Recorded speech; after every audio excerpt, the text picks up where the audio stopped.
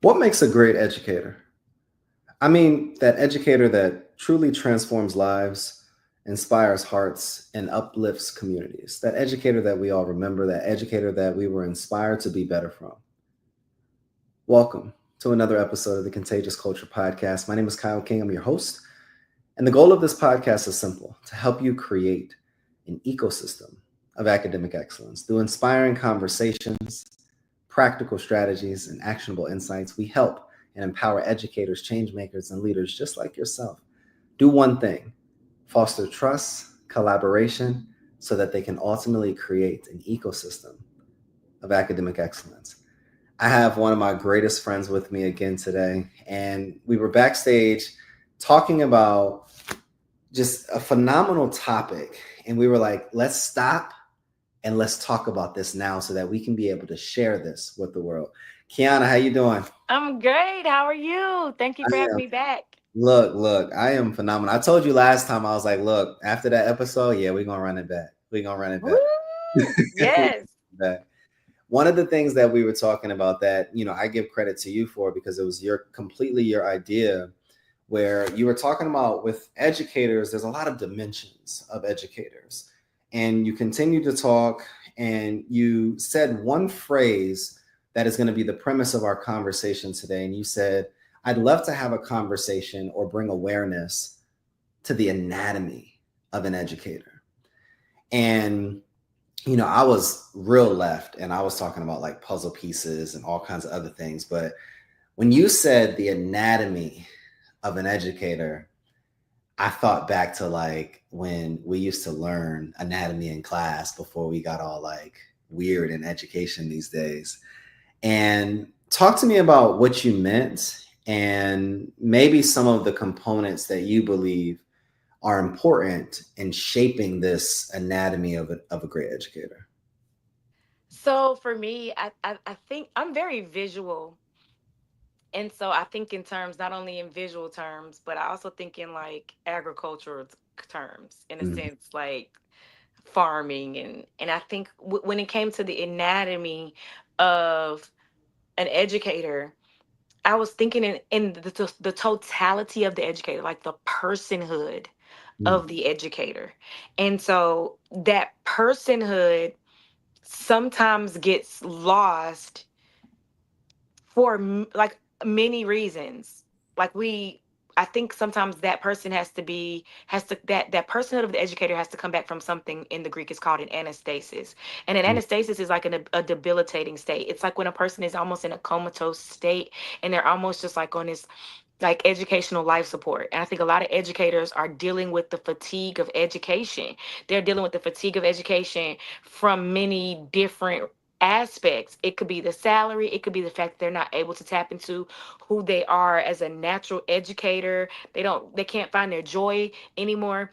And so when we were talking, because it stemmed from our conversation the last time about just the manner in which your care and concern for the educator just sparked something in me to think about, like, the educator is comprised in who they are. So once we tap into the personhood or the anatomy of the educator, we can assess, access, and provide the resuscitation or the tools for defibrillating their heart, giving them their heart back, giving them their intellectual capacity and their creativity back, and utilizing their hands to do the work and their feet to constantly be moving. And so when we go into these parts, I felt like when you started talking about like you started talking about the different aspects, and those for me visually they started lighting up. And Mm. it's like we need to tap into the whole. We don't ever, nobody has ever talked about the whole educator. We talk Mm. about the whole child, but no one has ever talked about the whole educator. And I mentioned jokingly the last time, like, who relieves us to go use the bathroom? It's true. Because really there's a physiological thing there that, like, teachers, I have literally gone the whole day and I'm like, sheesh, I haven't even gone to the bathroom. It's 8 hours. And so that whole bladder issue is a thing. It's Yeah. that whole personhood of that teacher. Like, what can we do to make sure that teachers are not afraid to put themselves first, to show up in the best version of themselves as the person of the educator? Mm.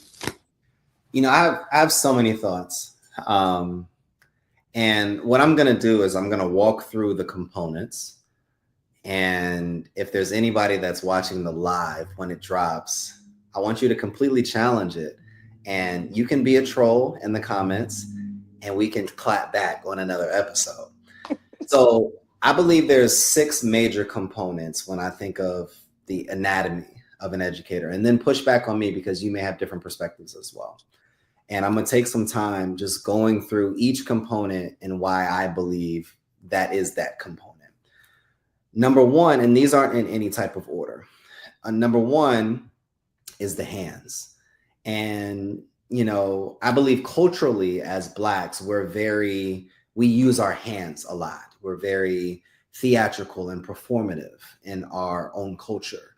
So I go to the hands first because I believe, similar to what you said, that the work you are doing as an educator is similar to the work that a preacher and a pastor does at church when we're laying hands on people. Mm-hmm. And we're using that gift and that privilege to be able to shape, to be able to mold, to be able to comfort at times, to be able to guide students where they're supposed to be going. And I think there's so much power in our hands. I think whether it's simple things like giving a student a handshake or a high five when they walk into your classroom, whether you're that hug for that student that lost that parent or that sibling, whether you're using your hands to guide you during a lesson to the various points of importance on a board or on a test, whether you're guiding students in using hand movements and hand gestures to control a class without having to raise your voice. I think there's so much power in hand movements. And not to give this example, but when we look at historically, and the first thing that came to my mind is when we look at Adolf Hitler or Martin Luther King Jr. and powerful speakers that can use a hand. And I literally think of the movie Malcolm X when they were in front of the hospital and he was like, "I'm not satisfied." And the cops were out there telling him, like, you gotta clear out. And he put his hand up and then he put a finger and then they all moved like a military movement. And then he said, that's too much power for one man. And I think about all it was is a hand movement. And I think there's so much power in just our hands. So, all right, next component, because we're going to break down each component. The next component that I wrote down is the brain, of course. And I think the brain is often overlooked because one of my biggest pet peeves and challenges with educators is that you can't educate from a place of emptiness. And I learned this from you, actually. You have to be essentially 3 to 4 grade levels ahead of something before you're teaching students on that subject matter. And I think one of the challenges that a lot of leaders or administrators in educational institutions make is that they're putting teachers in grade levels and putting teachers in subjects that they're clearly not experts in. So it's important for us to understand the importance of continued education and mastery. And it's hard for us as individuals to preach mastery to students if we not have even mastered our craft. You can't be a thought leader if you run out of thoughts. So number three, and again, we're going to break them down. I see you on the other side. Like, all right, I'm ready. And number 3 to me is the skin. And why I say that, which is interesting, is I believe that boundaries are most important in the anatomy of an educator. And teachers often don't know how to set boundaries with parents, with students, with colleagues, with administrators, and with their careers. And that ends up leading to them being depleted, exhausted, and leaving the career. There's no reason why you are at school on a weekend grading papers. You need to create a better system. There's no reason why you have your kids there at 7, 8 o'clock at night while you're going through various assignments. There's no reason why you are not ensuring that you are going to the bathroom, similar to what we talked about during the course of the day. There's no reason why your health is suffering as you're trying to show up for children. There's no reason why you're allowing people to talk about you or talk about other students or all of these. Like, there has to be boundaries. There's no reason why you're allowing parents to turn up on you in Class Dojo or send emails and all of these various things. We have to become more bold as educators. Number 4, and this is an interesting one too, I think your feet are the most important. And why I say feet is because as a believer, I believe we have to be planted in something and be immovable like a tree in order for us to be able to produce fruit for the people that we're supposed to produce fruit for. And why I say that is you've never seen a tree move once it's planted. A tree can't bear fruit unless it's planted. If you are not planted in something, whether it's values, it's going to be hard for you to be able to enforce, have alignment, to be able to set boundaries, to be able to create standards. You can't create standards of excellence if you don't have values. So I think you have to be rooted in something, because it's when those parents turn up, you go back to your values. When students are disrespectful, you go back to your values. When administrators want to put more on your plate, you go back to your values. And I think that's most important. All right. Number 5 is the eyes. And I recognize that faith is the unseen. So I could have went somewhere else with that.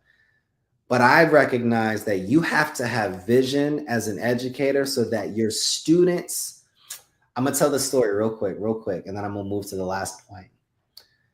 I was my son, when he was in this was last year, second grade. He was in second grade.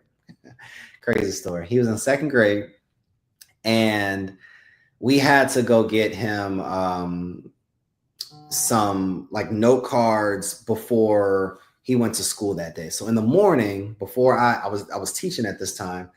So in the morning before I took him to school, we ran to Walmart before we went to school. And we ran in and we got what we needed. And he's like looking down, and I happen to be looking at my phone, and I'm walking out of Walmart, and he's literally like right behind me. And I look up, and my face is like right in front of the door. I'm about to run into the door at Walmart. So then I stop, and he runs into the back of me. And it was so powerful. It was such a powerful moment for me, because I laughed, but then I got serious, because I was like, this is what it's like when teachers are leading their students into brick walls.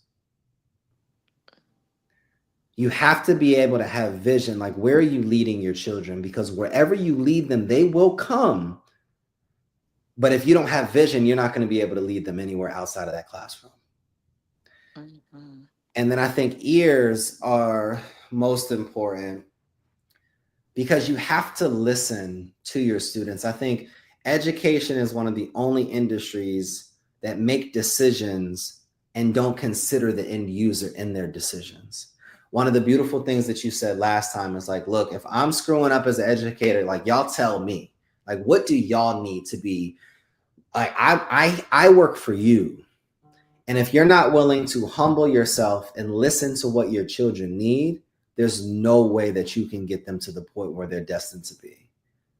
There's a lot of times where we get so complacent in our own training and our own comfortability that we're not willing to unlearn and go through an unmasking in order for us to be able to unpack the various needs that our students need to be able to move them towards where they're destined to go. So I think, again, the hands, the brain, the skin, the feet, the eyes, and the ears make up the anatomy of a great educator. Talk to me. I love it. I love it. Oh my God, so much. Definitely the hand, because as I was saying before, I totally agree with the sentiments of all of the aspects and components that make up the the anatomy of the educator. You have to have hands. We utilize our hands in so many ways, and not only like on a deeper level, there's energy that is transferred Mm, through our hands, so we can touch metaphorically, we're touching, and we can touch in the natural. A gentle consolement on the shoulder can just speak volumes. It's that nonverbal way of communicating, and so I think that those hands, um the hands should not be afraid to do the dirty work, to get into the grimy part of that, of educating, mm, and putting your hands in it, putting your hands to turn over the soil of a student. Like, don't see a student as their disability, but see them as a human, see the humanness of the student, that's and good. not see them as just like, oh, this is difficult for me. Because I've been in spaces where educators are like, can these students even learn? I'm like, what do you mean? I've seen different ranges of student disabilities, and even in nonverbal settings, students were able to demonstrate that they've learned something, even if Yeah. they were just pointing, or even they were made certain sounds to indicate that they were learning. And so, those hands are vital, because that's where the work gets done. And with the hands, you are modeling for students what you want. You set the tone for your expectations, as you talk about. You're modeling for them, and things are hands on. When you're doing things hands on, that's a level of ownership and independence. Mm, We hear people talk about, you can give a person a fish, but if you teach them how to fish, you got to utilize your hands, and that's that's a skill. So that hones in on teaching students that the value of what you do with your hands, what you've created with your hands, you value a little bit more. And so I love that part about the components with the hands. um I loved, and as you were talking, the ears, he that has an ear, let them hear. And so when mm, it's the different modalities of hearing, that's good. the inner ear, the outer ear, if there's something that's caused, and that ears are vital because that's the balance for the body. So when it made me think further. You consider students, and I thought that was powerful. But if a teacher cannot hear another teacher in a PLC, and That's there's a tone deafness, you have to be able to hear what your colleagues are saying to you. And and you gotta value. You have to be, not you don't have to. I would like for educators to recognize the value of people who come from different experiences, mm, because we can be very myopic in our perspective. Well, I come from the private school sector. Well, I come from the charter school sector, but I come from the public school sector. When you have people who come in with experiences, there has to be something within you. I've been taught, I recognize within me when I have my own deficits. mm, And I'm the type of person that likes to get things right. And so when I recognize I'm in a room and in a space with a person that is way more skilled in that area than me, I'm listening, I'm taking notes, I'm asking for resources, I'm asking for their email, I'm asking, hey, I've had a problem with this. How did you manage that? How did you work through that? And that we cannot be so arrogant in our approach. So then we need to talk about the psyche of the educator too, because mm, you have mhm. these educators that are afraid to say, I need help in this. I'm struggling Why in do you think this. that is though? Because Like, as a teacher, go ahead. no, I was just gonna ask, like, why do you think that is? Because I've never in any career field felt like I can't ask for help. I think it has a lot to do with ego. And you think about this, you are supposed to be the person with the answers. Mm, Like, you're the teacher. You're supposed to, the Greek word for knowledge is gnosis. You're supposed to have a great deal, like a compendium. You're supposed to have rhapsodies of information. mm, And so you stand there as a person who knows or represents knowledge and knowing. that's good. And so, like, you need to be, like, when I talked about last week, I believe educators need to be ahead. I think the value that I get as being a higher education teacher, it shows me the different range. So I have 10th graders who maybe technically they may go into the technical vocationally they may not go into they may not go into higher ed. Hmm. Or I may have students who are 2 year route or 4 year route or whatever they are. But I get a range because I'm at a higher ed. I have what you talked about. I have the eyes to see where they are and directions like where they can go. And if Exactly. you think about the touch points in one space in one class in 90 minutes, I have to think about, I have to have the foresight and the insight and the vision to be able to not only see what's in front of me, what's ahead of me, but I need to see what was left, the gaps from behind, Good. and then have PLCs with those conversations with my colleagues so that they can hear me. And then I have to have a mouth to be able to say, I noticed this. Where did this happen? So if I'm having the vision to see it, I need to be able to have the mouth to speak to it. That's good. Where did this start? So I'm solution oriented. Hmm. And once again, people there's a culture that's starting to happen at the school, and I didn't realize it until a colleague spoke to me today that I'm starting a culture of SSR at different grade levels in different content areas where What is teachers SSR? silent sustained reading, Hmm. where students, because I've modeled it in my classroom for 4 weeks, students, there people are shocked and they come by my classroom and they're seeing the first 15 minutes students are going through their bins and they're picking out their books and they're sitting down and they're reading. So the people are wondering, like, how did you do that? Well, I told students the research. I didn't just tell them, I showed them, because I always present students with the why. We're out of that age group because I said so. Nobody cares what you say. Exactly. T-shirts are talking. They have words on T-shirts. Hmm. The kids don't care anything about that. They're looking to you to get them out of where they are. They've Exactly. heard that they failed before this. But if I tell them that, your reading level is not fixed. Your reading level is like learning to ride a bike. It's a practice. The more you practice this, the better you become. Exactly. So it doesn't matter what you came in here with. You're gonna leave with, if you do what Miss Daniels prescribes for you, the teacher as practitioner. That's the anatomy of a teacher. You are like a doctor. You're like a specialist. You have to diet it. There's some kids who have been diagnosed, but once you realize that there's a deficit in that classroom, you become a skilled practitioner of diagnosing and then prescribing what they need to move in the area that they need to move, because you're responsible. It doesn't matter what a lot of them, we cannot assume that they've even been exposed to what we think they should have been exposed to. I think that's an interesting point you just made about creating an intersection between medicine and education. And anybody listening, I want you to really just understand what Qiana just said here. She said, you are a doctor that's diagnosing, but not just diagnosing, also prescribing. Mm-hmm. But what I want you to hear in that is that you are a doctor, that you are prescribing and you are diagnosing.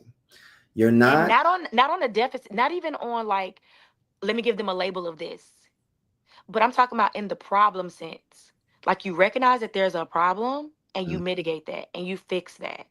And I'm not talking about like, okay, not another label on a student. exactly. And I hope that really comes across very clear. And I want them to understand, though, another layer. You're not prescribing something from someone else's diagnosis. Because oftentimes, as teachers, what I've seen in practice is that you're treating another student based upon another teacher's diagnosis rather than cleaning the slate every year, every quarter, every day, every week to be able to give that student an opportunity to be able to make it, to be able to heal, to be able to treat that student. You're not going through cancer treatment to just say one day, well, I don't feel like doing this anymore. No, it's up to you to be able to cure some of the deficiencies, to cure some of the generational trauma, to cure some of these challenges and some of these experiences that students have experienced, whether they were in your class, your school, or not. And I think a lot of times we're prescribing from a place of ignorance and ego and not from a place of an actual skilled practitioner. But here's the thing. You can't diagnose nor prescribe efficiently if you're not educated enough in understanding modern things that are happening. Yes. Because what we used to thought was polio may look like COVID today. So what used to look like disrespect may look completely different with this new generation of child and this new generation of student. And that's why, and I love what you added. One of the components is the mouth. That's why it's important to open your mouth and ask for help. That's why it's important to open your mouth and be able to communicate the things that are working and the things that are not working. That's why it's important to be able to create community amongst your teachers, similar to what you said, is being able to see and hear and not be tone deaf to what's going on across your team. Because if another teacher is seeing things and progressing these students and transforming students, then there's maybe something that you can learn from that educator. Yeah. Yeah. And be willing to try. Give it a try. I think that goes to the heart again. Um be the heart is, pumps the blood, it's the circulation, it's the passion, it's the empathy and the care. So all of these things, the anatomy that we're talking about, as we are showing up as educators, we have to really realize it's not even just for our students, Mm. but it's for their parents. Because remember, parents are the same struggles that teachers are coming in with, the prices are way too high, we need to cut it. I mean, we're Right. dealing with those same things, and we sometimes forget that human component with parents. Parents are like, here, they with you. Some parents, I've heard parents say, they're your problem for those 8 hours. I don't call you when I have them with me, so don't call me when you have them with them. With you, right? Exactly. Like, okay, so mom, listen, I know you busy, mom. I just want to say, I know you're doing a good job as a parent, because today so and so came in today and they were so prepared, and that could only happen because you doing what you're doing over there, working hard. So I just want to tell you, thank you, ma'am. All right, have a great day. I'll come back and check with you next week. That's it. That parent could not be doing anything but just working and cussing their kids out behind the scene, God forbid. But the moment they're seen as human, you're gonna There it have a is. different parent. You're gonna have a different parent. Because now they're going to ensure that they are prepared. Because who doesn't want to be affirmed? Who doesn't want to be encouraged? Who doesn't want to be celebrated and congratulated? And I think a lot of times we have to like hear us right now. Don't just call parents with your mess or your complaints. Don't and don't ever call parents with something that you could have probably dealt with in the classroom. Like at the point where you can't deal with it in the classroom, then you get the parent involved That as a part. partner. But partnership isn't only reaching out to your person when there's issues. Mhm. Partnership is being able to identify ways to be able to work together either way. And then seeing, like, I have been working, I've been doing a lot of like self-help, self-improving, Um, and I kind of like sit outside of myself, and I kind of think about how would I want to be talked to if this was my situation. And I think that that would be a good offering. I think that's a great offering as a teacher. Practice, we have to learn to practice the pause. And I do this with my students. I teach them deep breathing techniques when they seem very frustrated, because we have to really tap into that brain research stuff. We have to look into that social emotional learning components. We have to do a lot. I know teaching sometimes seems like a heavy lift, but I look at my student as my responsibility to teach them to be a better person than I was at their age, and give them the tools that they may not have or ever be exposed to. It's my job to expose them to high quality instruction. They may never in their life get another moment to meet me. You only get me for 18 weeks or 9 weeks. I'm going to give you the Versace of education, because you deserve it. You deserve high quality education. So I look at students and I think about, okay, did I respond in the best way? Were my needs met today? How did I serve them best? And I think about like maybe some of the conversations I had with students, and I think about the conversations that I've had with parents, and I kind of try to put myself as the person that like how I want to speak to them in the way that I want to be spoken to, or the way I wanted my children to be spoken to, or my cousins, or nieces and nephews. And I think about them in that regard, because for the reality is, Teaching is not just me teaching that content. I'm modeling, I'm showing up for them in the way I respond to things, in the way that I praise them, in the way that I see them as a person, the way that they're trying. I'm giving them all of the skills by explicitly and implicitly, and just the way my personality shows up in that classroom. I'm going to teach them how to deal with tough things, difficult things by how I show up. When somebody comes to knock on the door in the classroom and they're interrupting my lesson, I could be like, what they want? Or I could be like, excuse me, students, I need a moment. Ms. Exactly. Daniels is reframing. This is an example of what it looks like to work under pressure. And I'll say, welcome. And my students will be like, you want to crash out. But did I do it? Because I need to pay these bills, right? I need to keep this cell phone. Y'all see what Miss Daniels did? And everything becomes a teaching moment. Exactly. And I tell students, you don't have to speak academic language all the time. But in this space, I'm going to support you with discussion stems, writing stems for the classroom space for academic conversations. Mhm. But I honor and respect your heart language. But Mhm. everybody's not going to be like Miss Daniels. Talk to me not just about heart language. Like I want you to talk to me about every component that we talked about for our listeners, and then go into heart language and why that's important. And then give Okay. yeah, and then give us a word at the end. Give us a Okay.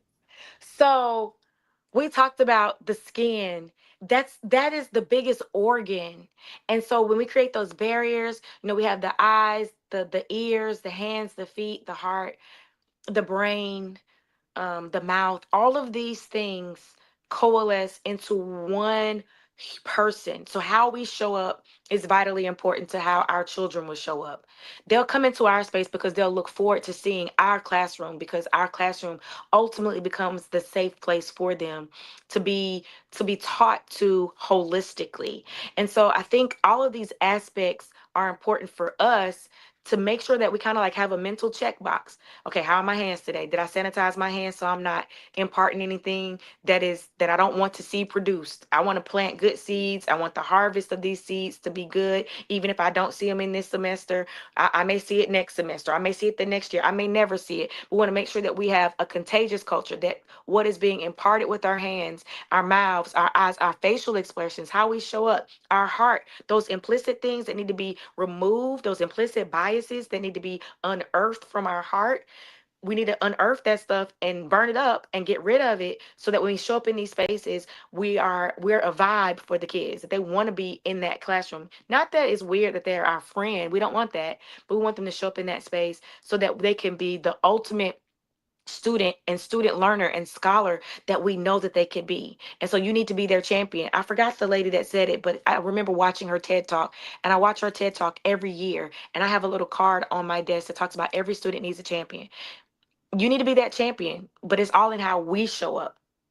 We don't we're They're going to show up differently for you because of your expectations, your high expectations, and you start off with those, and kids will meet those and then raise them, continue to raise them so that they can continue to meet and exceed those expectations. So I think the anatomy of the educator is vitally important for us to just tap into that.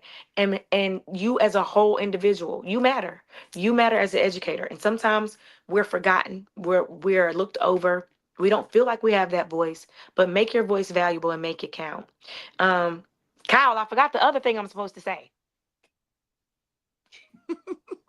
I want you to just lead us with a word, right? I think anybody listening right now, there's true leadership is developing other leaders. True leadership is not here's a task, go do it. True leadership is being able to see someone's strengths, coach them through that process, hold them accountable to the standard of excellence that they want to achieve, and be able to support them through that process to being able to make them the best that they can be in that. True leadership is sometimes you stepping back in the background, just like I did just then, so that that person can have the opportunity of sharing their gift, sharing their testimony, sharing their intellectual capacity that has gotten them to the place where they've empowered so many people. Mm. So rather than me closing out this episode, you go ahead and close us out. I'm gonna take a page out of the Kyle King Contagious Culture book. A few weeks ago, we had a conversation, and I don't even know if you remember, but I was a little frustrated in the conversation, and I was just speaking in first draft, and I wasn't speaking the best, and I was slightly arrogant in my conversation. Oh, you gonna come back on for this? Okay. Let me fill your bucket. And you challenged me. You put a mirror to my face, and I lead a team. I'm privileged to be able to lead a team, and I was like, I'm having a difficult time leading this person. But you challenged me to look at them as a human Mm. and see the value in that person. And today, that individual, it took them a while. I saw where they were when I first met them. I was like, this person does not have ears to hear me, and I don't feel like I can communicate with them, and I'm done. I was in shutdown mode. I was in very much runner mode too. I'm a runner, I'm a track star. I put my sneaks on, and I just be like, I'm just gonna give you the basics. I'm not gonna give you any depth of me. I'm just give you just the basics. But you challenged me in that day as a leader to dig deep, to dig deeper beyond my comfort zone because it was not easy for me to coach them. And so I started seeing the value. I had to use my eyes. I had to have ears with you. My anatomy, I had to check my anatomy. Mm. And I had to get all of these things in alignment. And I saw the value in this person. This person has passion. Do I want to build on that passion or do I want to kill that passion?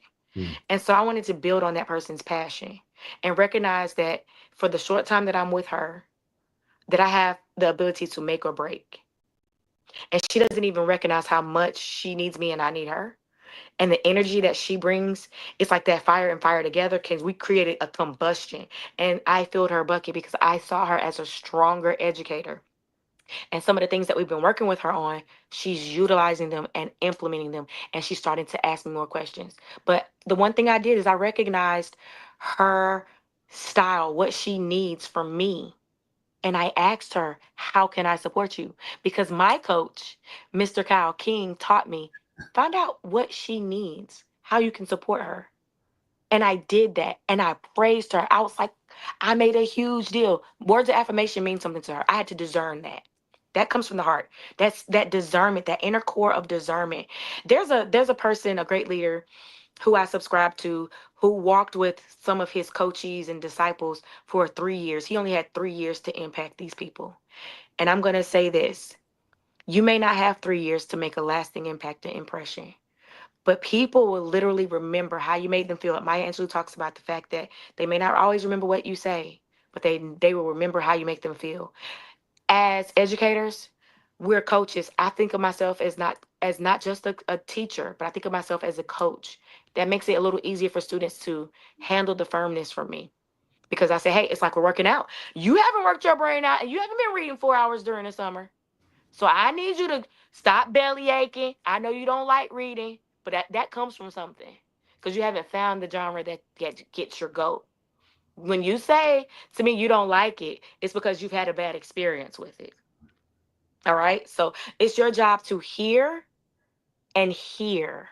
Hear what's being said. I challenge educators to hear what's being said, but listen to what's not being said and figure out how to get to the heart of the matter. It's about the anatomy of the educator. There it is. Thank you so much again for joining us on the Contagious Culture podcast. Qiana and Kyle, we out here killing it as always. Yes. But look, before you leave us, I want you to ask yourself this one question. What type of culture are you spreading? The energy you bring is the culture you create. Culture is in everything and is in everywhere. Make yours worth catching. We'll see y'all next episode.